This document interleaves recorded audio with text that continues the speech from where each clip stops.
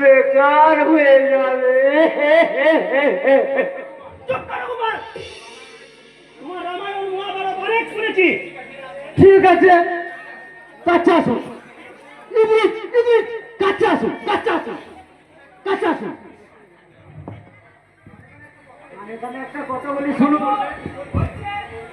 আপনার ভগ্নিপতি আমাদের অফিসে মিল পল্লবীর সঙ্গে বাগবাকুম বাগবাকুম বাগবাকুম করছে। একদম ভালো কথা বলবে না রবির নামে। রবির নামে আজে বাজে কথা শুনলে আমার বোন অঞ্জলি রাগ করবে।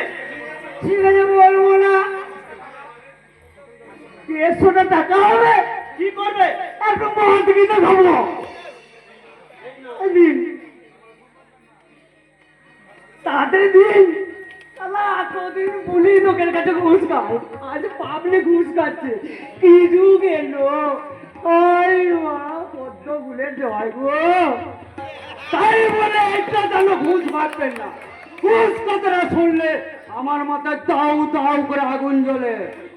তাকে গুলি করে মারা উচিত। যা আমি যদি ঘুষ খাই, বুঝলেন, আমি ঘুষ খাই না। আমি এটা ধান নিলাম, পরে শোধ দিয়ে দেবো। কেমন? তারা পুলিশে বলে পাপ থাকতে পাবলিককে ঘুষ দিতে